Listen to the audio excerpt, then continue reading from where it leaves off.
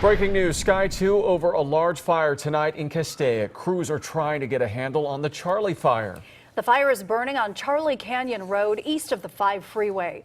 It's now burned 3,000 acres and is just 10% contained. CBS 2's Lori Perez is live with the latest. Lori.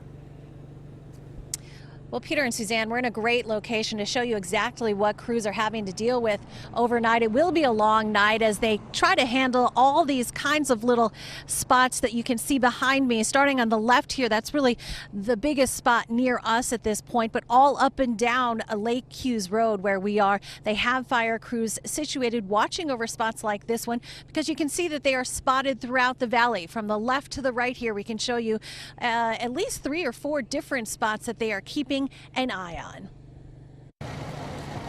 With its onslaught of flames along the Charlie Canyon Ridge, the wave of moving fire blowing a massive plume of smoke that could be seen as far as Ventura, the Charlie fire made an impression on firefighters and neighbors who watched it spread with abandon from less than 100 acres at 3 p.m. to eventually more than 3,000.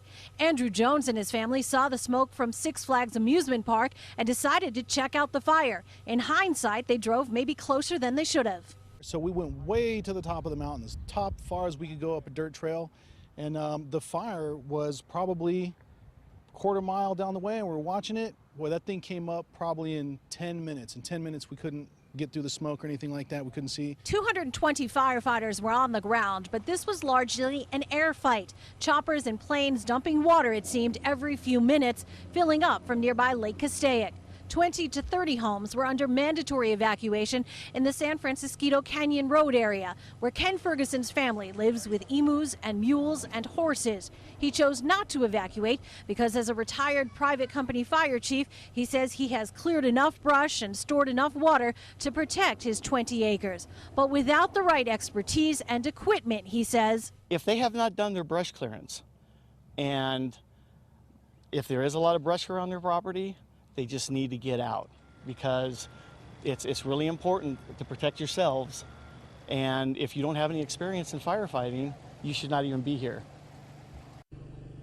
Very good advice. And I want to show you just over my shoulder behind me, that little fire along the ridge there is really picked up in just the last minute or so. We've been seeing that throughout the night as these fires have died down and picked up again as the wind has shifted. The good news is so far no injuries have been reported and no reports of damage to any structures so far, but it will be a long night as crews continue to try to get a handle on this fire. We are live in Castaic. Back to you. Thank you, Lori. Now to CBS 2 meteorologist Amber Lee tracking the weather conditions firefighters are facing. Hi, Suzanne. Hi, Peter. That's right. So as this fire continues to grow, it's going to create its own weather pattern. So winds will become a little bit more erratic, especially deep inside where that fire is burning, and as fire crews try to get a better handle on it. But the good news tonight, the winds are not quite as strong as what they were earlier this evening. Temperatures have also gone down. It's about 73 degrees right now. The winds are coming in from the west about 2 miles per hour. And we also have some gusts starting to pick up just under the 5 miles per hour. So still in the single digits. So you can see where the fire is burning. We're going to start to see the winds turn a little bit more northerly once we head into the overnight hours. I'll have more on what to expect, though, once we head into tomorrow afternoon. Back to you. Thanks, Amber. Tonight, a Fullerton police officer is recovering after he was stabbed while off duty. The startling attack happened at a Placentia strip mall. That's where CBS 2's Adriana Weingold is with more on how the officer is doing. Adriana. Well, the good news tonight, that officer was treated and released from the hospital and is expected to be okay. He was attacked earlier today while walking to his car here in this strip mall in Placentia. An off-duty Fullerton police officer rushed to the hospital, then transferred to a trauma center after he was attacked in this strip mall. Placentia police say the suspect, 19-year-old James Carrera, attacked the officer from behind and stabbed him several times in the abdomen. There wasn't any attempt at a theft or any sort of robbery. It was just a random attack. The officer actually never saw the suspect's face. The suspect turned and ran from the scene before the officer was able to recover from the injury. Police say they're not sure if the officer was targeted, but the suspect is out on parole for weapons violations and possibly knew the officer. The way the crime played out, it seems like it it was random, but the officer works very close to here, so there is a possibility that they knew each other. The officer was able to call for help and was taken to the hospital. He was treated for superficial wounds to his abdomen and is expected to be okay. The suspect was arrested a few hours after the attack in a nearby neighborhood. He's being booked for assault with a deadly weapon. And while police have made an arrest, they are still looking for witnesses. If you saw anything that happened this afternoon, Placentia police want to hear from you. We are live in Placentia. Adriana Weingold, back to you. Thank you, Adriana. A Torrance football star who was on the Colorado Mesa University team was killed in a shooting.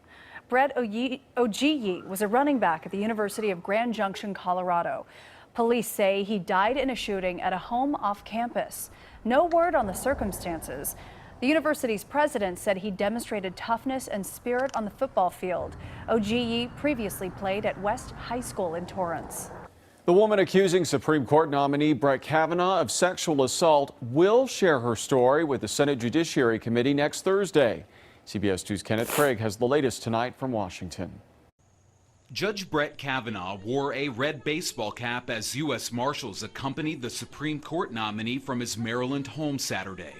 Not long after, attorneys for Dr. Christine Blasey Ford announced in a letter that she has agreed to share her story with the Senate Judiciary Committee next week. Ford claims that when they were both in high school, a drunken Kavanaugh put his hand over her mouth at a party and groped her. Kavanaugh denies it. I believe that Judge Brett Kavanaugh will soon be Justice Brett Kavanaugh. On Saturday, Vice President Mike Pence voiced his support for the president's Supreme Court pick. The president and I are confident that Senate Republicans will manage this confirmation properly with the utmost respect for all concerned. He was born for the U.S.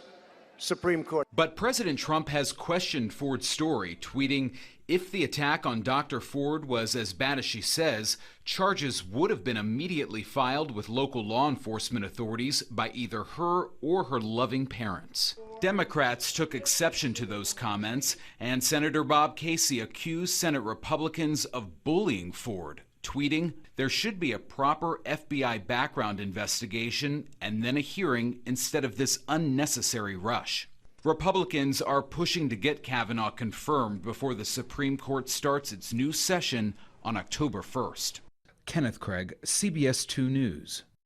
A local activist says hundreds more signatures have been collected on a petition to remove Bill Cosby's star from the Hollywood Walk of Fame.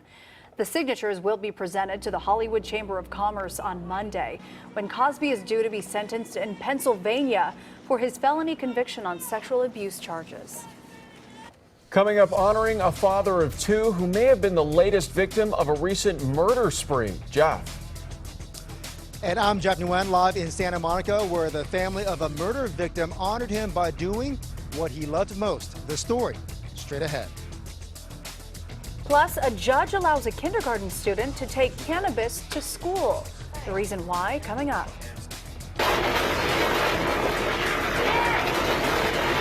And a terrible twister tearing up everything in its path. Amber? Wow. All right, it's officially fall here in Southern California. It may not feel like it over the afternoon, but things are changing. I'll let you know when we can actually feel fall-like conditions.